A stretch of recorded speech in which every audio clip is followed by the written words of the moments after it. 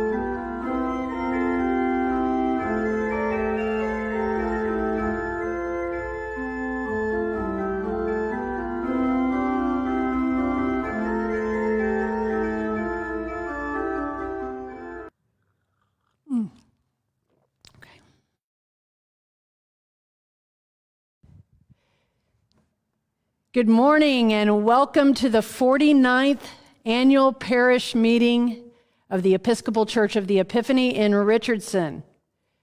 We will begin with prayer. The Lord be with you. And also with you. Let us pray. Gracious God, we do give you thanks that in these challenging times, you have used us to your glory. As we hear about your work this past year, open our hearts to your call for the future. Allow us a confidence and trust in your care for us so that we might be filled with your love to share it with others. In Jesus' name, amen. So the first thing we have to do for our annual meeting is to approve the 2020 minutes.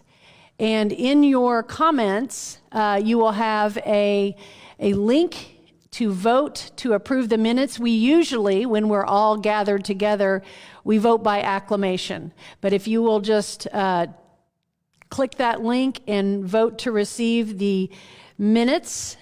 If you have not yet read the minutes, please go to your e-news and download them and take a look at them.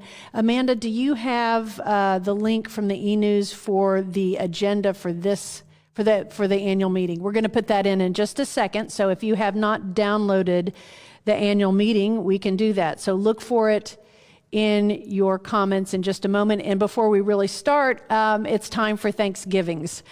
I have such a gratitude and love for our outgoing vestry members. Thank you to Sandy Cook, Sarah Engel, Curtis Bowden, and John Gibson. They began their tenure before Father Bill Kavanaugh left, and they have been faithful, prayerful, and they made the transition from Father Bill to me a time of peace and confidence, and I'm so grateful for their wisdom and the grace that they've shared. Curtis, your love for our campus and your generosity, it leaves a lasting mark. I told Curtis he wasn't allowed to leave as junior warden, but alas, he's following the rules.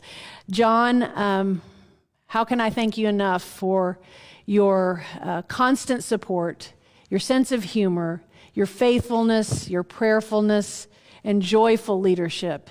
You have made such a difference in this time for me and for the vestry and for our parish as senior warden. In a few moments, did we get that link in yet? So that link is on for you. In a few moments, we will begin our recorded reports from our senior warden and our junior warden, our treasurer, and our stewardship chair. So just in a moment, we will start that.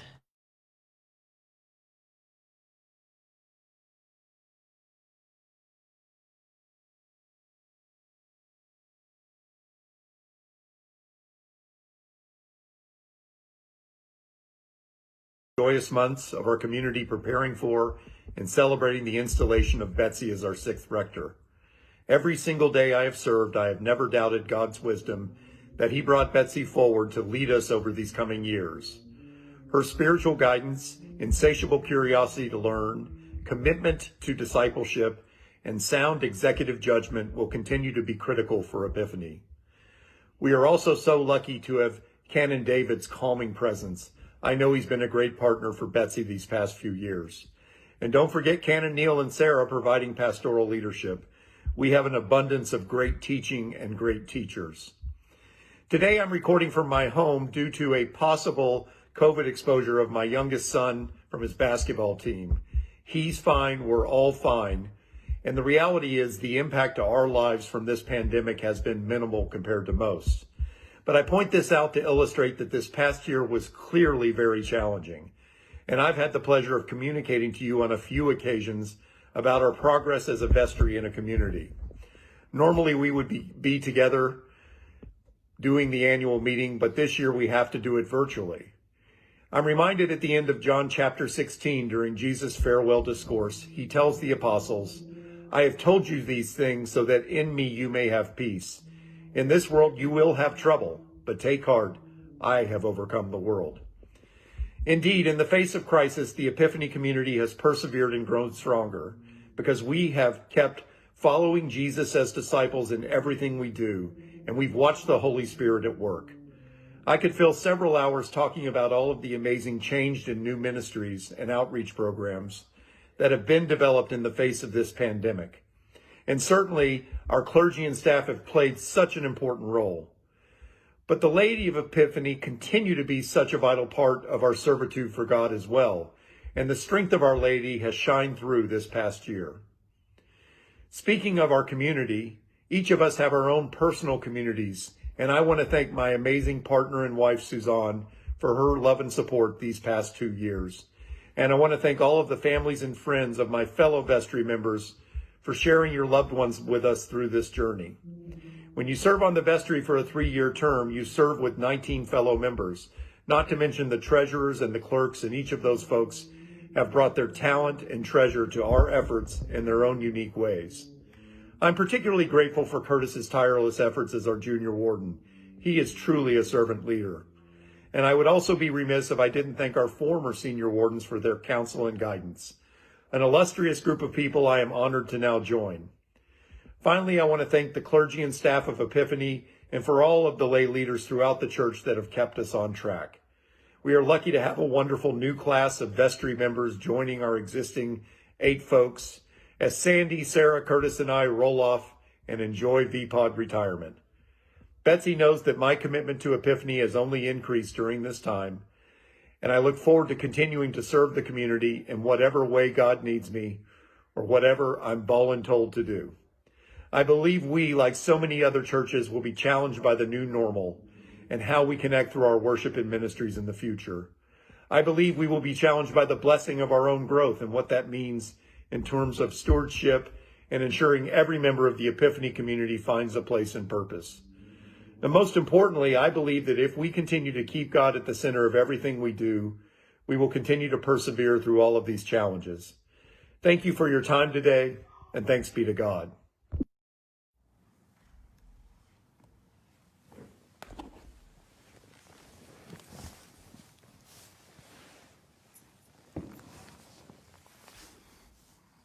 Hello, this is Curtis Bowden, and I am your junior warden, and this is the report for the year 2020.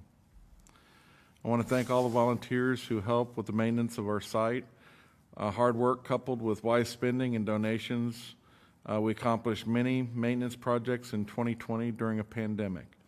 A special thanks to Wes Hennard, Mike Campbell, Peter Bowden, and Jeff Stillings, who helped fulfill the request of the staff and weekly maintenance of the church buildings. An enormous thanks and gratitude to the many donors who gave time and money to complete special projects in 2020.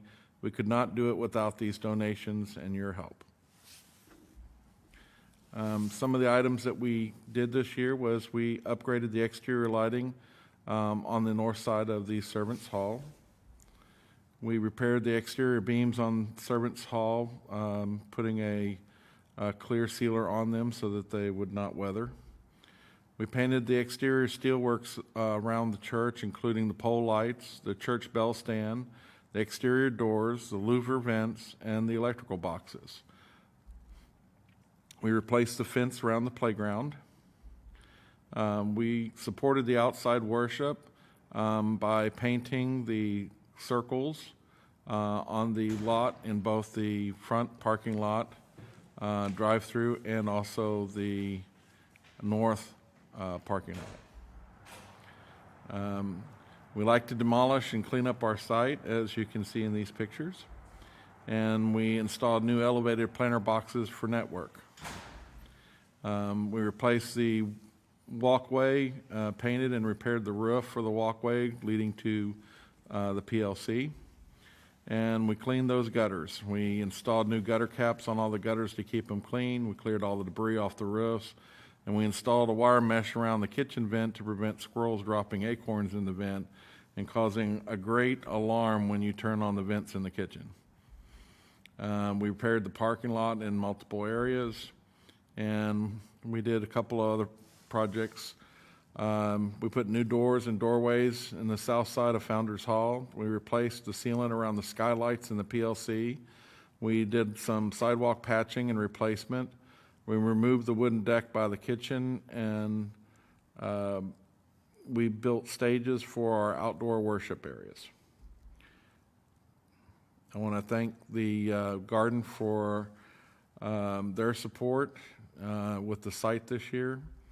And I want to thank the Boy Scout on their Eagle projects. A special thanks to the 3 young men who completed their projects this year on our site, as we were the benefactor of those projects.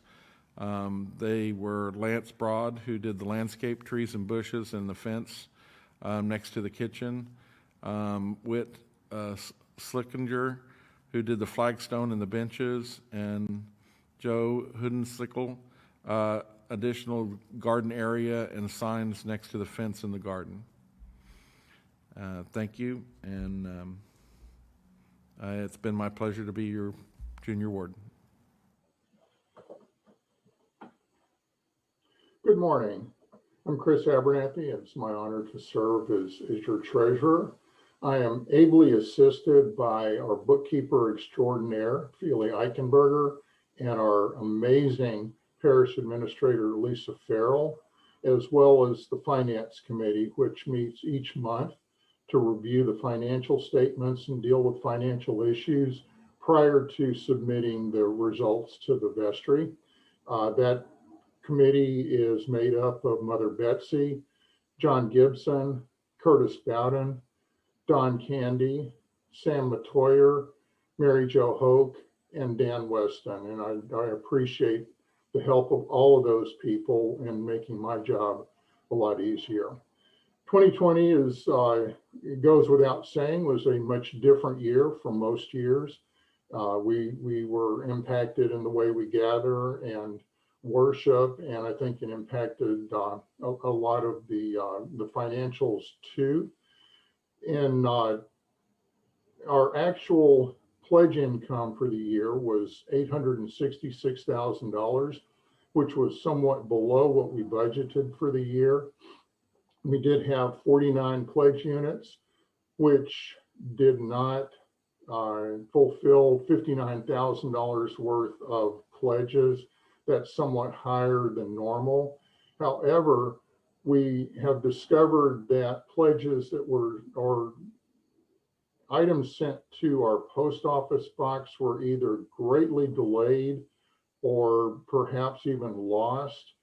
And so we will send out pledge statements for the full year this coming week. And if you review those and see errors, we ask you to please contact Feely Eichenberger, our bookkeeper, and see if we can research any discrepancies that you see. Our expenses for the year were $824,000 versus a budget of $924,000. And there were significant variances attributable to the fact that we did not hire an associate or assistant in 2020 and saved about $40,000 associated with not hiring that person. Sadly, our music was also impacted, and we didn't have the specials that Corey usually puts together for us. And as a result, we saved $15,900. And then our nursery, because we were not in person, the hourly nursery was below budget by $15,800. The overall result was that we had an operating surplus of $139,000. And by that, I mean that revenue less expenses was $139,000. However, we did use that money for good purposes. Part of our loan payment is interest, and the other part is principal, just like your home mortgage.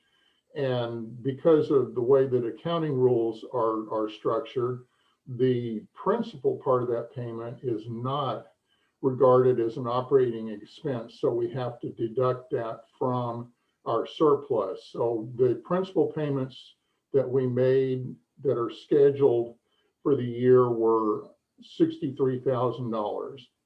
We also spent $7,000 on what are considered capital items. So they're not repairs and maintenance, and we have to record those on our balance sheet.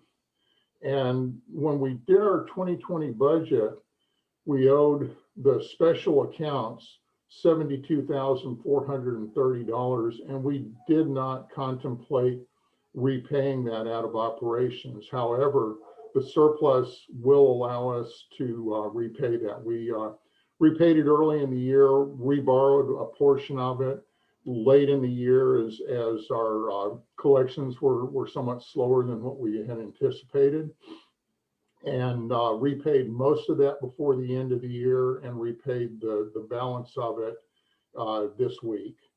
So we basically used all the surplus for those purposes. We did consider back in March, when the CARES Act was issued, applying for what's called a PPP loan, and that's a loan that small businesses and churches qualified could use to pay salaries and certain operating expenses. And the vestry, after prayerful consideration, opted not to apply for one of those loans. leaving those instead for those who have a greater need. And I think that our financial results were reflexive of the fact that that was a good decision by the vestry. Turning to our 2021 budget, the budget is somewhat of a hybrid. It's based on having the first half of the year probably look a great deal like what we've seen in the last 3 quarters of 2020. That is that there's very limited or no in-person gathering and worship, and so the budget is built to reflect that. Note that the salaries occur whether we're in person or virtual, and so that those expenses are going to continue at a straight line rate through the entire year. Our operating budget is balanced, and a little bit more on that later. Our income for the year, our pledge income is $871,000. We budgeted approximately $79,000 worth of open offering and other income, and that total income is about $950,000 for the year. Once again, your generosity, particularly given the current circumstances, is absolutely amazing, and we thank you for the generosity and the ability to spread our mission using those funds. The one thing I want to mention is we had trouble with our PO box, and if you are sending checks to the church, please send them to our street address, 421 Custer Road, rather than the PO box. We do have a physical mailbox now, so the mailman can deliver directly to the building, and that certainly is reducing the issues that we have with things getting lost and delayed. Our expenses are $950,000. We have a budget, a balanced operating budget. The departmental heads, so music and use and nursery and all operations, have all very, very carefully reviewed their budgets and tried to cut those as much as they possibly can, and will the expenses will occur in a manner that reflects the amount of time that we're spending together versus virtually. A couple of things on the expenses. The Diocesan Assessment. The diocese has already announced that they will waive our January assessment, and there is also a pending reduction in the percentage to aid parishes. Many parishes in the diocese are not as well off as we are, and so we don't have that in the budget, but it will be a minor adjustment that occurs when they issue the revised assessment. Salaries is our biggest expense. It's about 65% of our total expenses, and we unfortunately were unable to grant increases for our staff. We have done that the last 3 years, and we couldn't justify doing that given the level of pledge income that we've got, and the need to add an associate. The associate is a significant impact. It will when we add that person, we will be spending roughly $70,000 for the balance of the year. We expect to bring that person on board around April 1st. And that is the biggest single change in the budget versus last year. We do continue to increase our the proportion of our income that we are directing to outreach. And this year, excuse me, we have budgeted for a little over 5% of our income to go to outreach. So we're continuing to share our wealth with others who are less fortunate. So I mentioned that the operating budget is balanced. As I described earlier with the 2020 actuals, because of the way that we account for the principal portion of our debt payment, that is not covered in our operating budget and will amount to approximately $68,000 for 2021. And in order to fund that, we're going to do two things that are allowing us to cover that.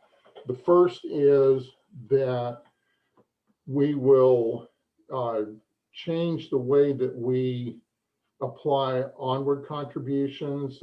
As you'll recall, we have been applying those to extra principal payments, and that has helped us to get significantly ahead on the balance of our note.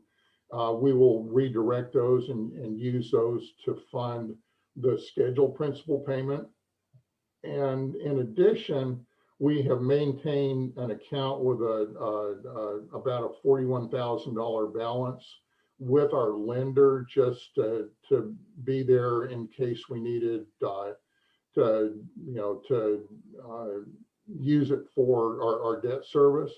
And we will, to the extent that onward contributions don't cover the monthly payments, then we'll be able to draw on that. Given those things, and without expectations of any significant capital expenditures, we will be able to be break even on a cash flow basis. So operating plus the non-operating items. That concludes my comments. Again, there is a detailed write-up of all of that in the annual meeting handout, and please let me know if you have any questions or want additional information. One thing I forgot to mention, our loan balance is down to $1,548,000, and that is a reduction of over $100,000 from what it was at the end of 2019. And again, that reflects both the principal that we pay on a regular basis, plus the additional contributions that we have been applying from the onward. So again, that concludes my remarks. Please let me know if you've got any questions. Please let Feely know if you have questions about your statements. And also, if we recognize people are experiencing changes in their circumstances as a result of the pandemic and other things. And if you find yourself in a position where you're unable to complete your pledge, we understand. And if you will let Feely know, that will allow us to take that into account in our planning and to adjust our spending and that kind of thing as a result. So that's it. Thank you all for your time, and goodbye. The 2020 stewardship team had our first meeting a bit later than usual, in direct response to the very unusual year we were having.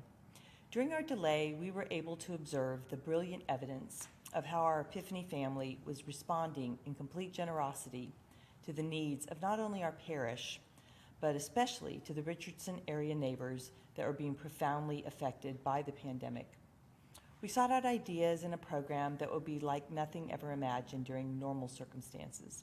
Our individual members became a fine-oiled machine via Zoom calls. I'm so thankful to each of our members and the qualities and perspectives they provided to the group. Kristen Ayton Frank, who will be our 2021 lead, Corey Hiscox, and Tim Gaffney. And I'd also like to thank the professional expertise that was lended by Brandon Deloche, Sarah Skinner, and Corey Candler. The team gave thorough and careful consideration to the unique aspects surrounding us, and we created the 4 Weeks Together Stewardship Program. The idea of a journal evolved as we prayerfully considered what Epiphany needed most, which was a way to bring us together during a time when physical contact was prohibited. The application of the weekly lectionaries worked beautifully as the basis of the journal.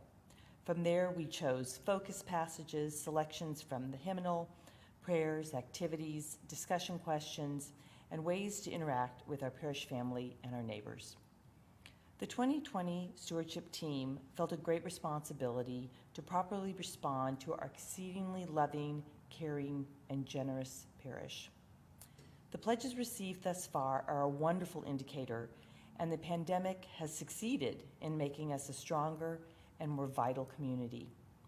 On one last note, I'd just like to say that we are still lacking a few pledges, so if you haven't been able to make your commitment to Epiphany for 2021, would you please do so today? There's an online form that's very easy to use. Thank you.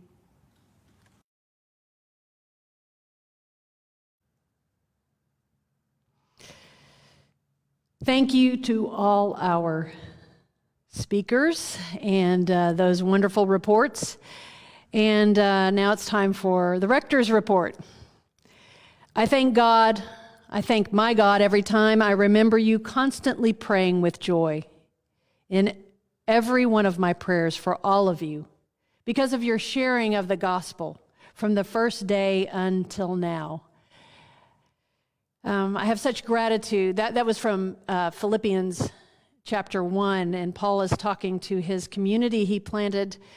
But it really resonates with me today because from the moment this pandemic hit, the faithfulness, the prayers, the can-do attitude, and the willingness to serve has humbled me and given me such a grateful heart. That first weekend when we were shut down, I was so encouraged as we rushed to go online. I have a special thanks for Paul Matthew, Amanda Garcia, Gardner Randall, Jeff Stillings, and our dear Bill Thrash, who has been such a gift to our technology and our broadcasting. This team of worshipers has been with us from the beginning and continues to be faithful. I am so grateful for you all. Our online leaders hopped on right away, and we have prayers 3 times a day, and more daily offices are being said than ever before, and discipleship, faithfulness, and worship is deepened. We've become a model for the diocese. I've gotten calls from clergy who have imitated our model of lay leadership in the daily offices and online, and we're so grateful for that. Our vestry began meeting weekly at the beginning of the pandemic to ensure we were serving at the best of our abilities. Thank you, vestry. You are always prayerful, incredibly faithful, and mindful of being good stewards of God's provision. Throughout the pandemic, the vestry's leadership was able to pray and be faithful and to continue to keep our staff fully employed, and that is a huge thanksgiving from me and from the entire staff. And even discerning that our provision was so ample that we didn't need to take the PPP loan, as Chris mentioned, that someone could use it more than we. How do I thank the staff? Your faithfulness, staff, has been the bedrock of our flourishing. Candace Allen, Faley Eichenberger, Corey Candler, Lisa Farrell, Margaret Kennett, Temple Taylor. You all have been steadfast, prayerful, joyful, encouraging, compassionate, ready to try absolutely crazy things as long as it was spreading the gospel and caring for others. You stepped into new roles, staff, without hesitation, ready to learn and serve and offering such creativity and joy. To our clergy, Canon David, your steadfast friendship, your constant presence, your caring for our flock, your preaching, your teaching, your pastoral care, it's priceless, and it continues to be. You're always enthusiastic, wise, and ready for adventure. Canon Neil, thank you for your teaching and your preaching and faithfully advising and supporting me. I ask our staff what some of their favorite things that happened this year are, and I ask on text. Unwisely, my phone blew up all night this week. I'll try to capture some of it. Our staff is grateful for the virtual choirs. In fact, parents of young ones, who can forget the tears and the triumphs of Little Gray Donkey? The exquisite lessons and carols. Mission Home Church, with homes becoming holy and family members becoming worship leaders. The pandemic cookbook from the adult music ministry. Trunk or treat drive-through, drive-in movies, drive-through ministry fair. There's a lot of driving. A deep dive by our families into at-home discipleship, catechesis at home, the Quest summer boxes, the stewardship journal, giving 20,000 pounds to network of non-perishables this year. All-weather outdoor worship, circles in the parking lot, outdoor baptism, Eagle Scout projects, campus care by our mowing ministry, landscape committee, and junior warden, kids virtual pageant, moms group hangouts, lectors, acolytes, and altar guilds showing incredible flexibility and a can-do attitude. Thank you so much. There's not a way to show my gratitude enough. You all have been faithful and joyful. The days ahead are going to be days of struggle and the need to persevere. These are the days when exhaustion, isolation, and anxiety about our country, about our world could wear us out. But during times of affliction, it helps me, and I know it helps others, to go back to the basics. It keeps us centered and allows us to stay on track. So what is our basic at Epiphany? Of course, it's that we are servants for God, our parish, and the community. And in keeping with that, remembering who we are and whose we are, there are some things that I hope to focus on in the next year. When we are servants for God, we are empowered by two things: worship and discipleship. In this next year, we're going to be thoughtful and prayerful about our outdoor and indoor worship. And as we return, thankfully, degree by degree to normal worship, we're going to look to be more of what we already were. We're going to look for more beauty, accessibility, reverence, and joy in our worship. And there will be new growth that we'll pay attention to. Those leaders who have taken their place in their homes at Mission Home Church. I've already seen them begun to flourish and to take more authority in their ministry. The question is, how will they transition back into our parish life? And we hope to see their gifts shared in new ways, serving as lectors and sacramental ministers and leaders of worship. We'll have a men's ministry focus, and we'll hear more about that in the months to come. That's servants for God. What about servants for our parish? We need to focus this year on pastoral care. Canon David has done a fantastic job of raising up new lay Eucharistic visitors, and those lay Eucharistic visitors will go deeper, hopefully, in their learning about and in their sharing of pastoral care. Also, newcomer integration. We have many new members that have come to us either from online services or especially outdoor recently. And that integration of those new folks is going to be very important since many of us haven't even ever met them. So there'll be a focus on pastoral care and newcomer ministry. Well, servants for the community. An important council has been formed, the Outreach Council, and it is grounded in prayer and intent on being good stewards of God's provision as we strive together to give 10% of our operating budget eventually in order to bless the community. This year, we will focus on international ministry. We have a stronghold at UTD. We have a new home group in the past year. We continue with our friendship partners, and as the pandemic continues, we have found new ways to do virtual Discovery Bible study, and we'll work on those relationships. One great gift to Epiphany is this spring, the Reverend Chris Stephen and his family will be with us. He is a priest from Pakistan, and he will be preaching, teaching, and in the future, having an indoor service when those restrictions are lifted, having an Urdu-speaking, Hindu-speaking service here at Epiphany. We really hope to welcome him in new ways. He will be preaching, stay tuned, he will be preaching for the first time on February 13th and 14th, and he'll be leading Life Together during Lent. So those two things we're focusing on is international ministry, Welcome Chris Stephen, and also Camp All Saints. Our U.S. mission will transition to focus on Camp All Saints.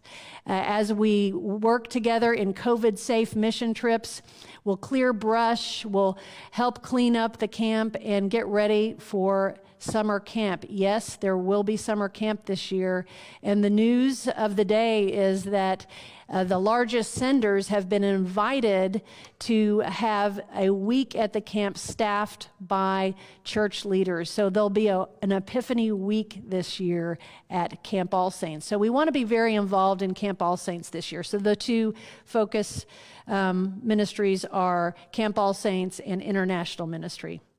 So we are servants for God, our parish, and community. We will pour our efforts this year into worship, discipleship, pastoral care, newcomer ministry, international ministry, and Camp All Saints.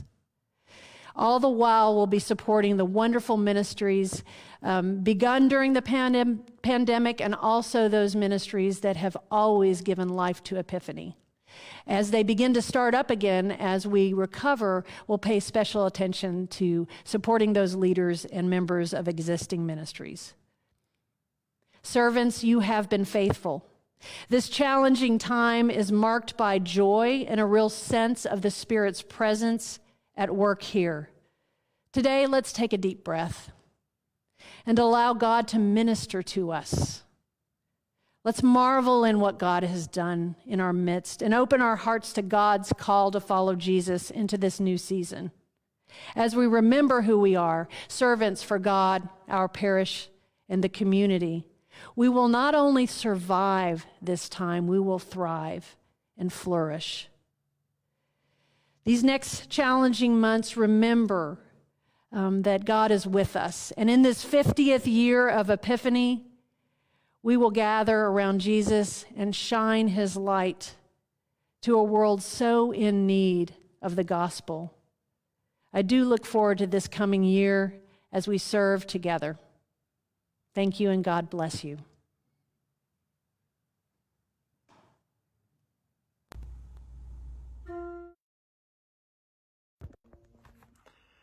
Dearest Epiphany community, these past 2 years I have been truly blessed to serve as the senior warden for Mother Betsy.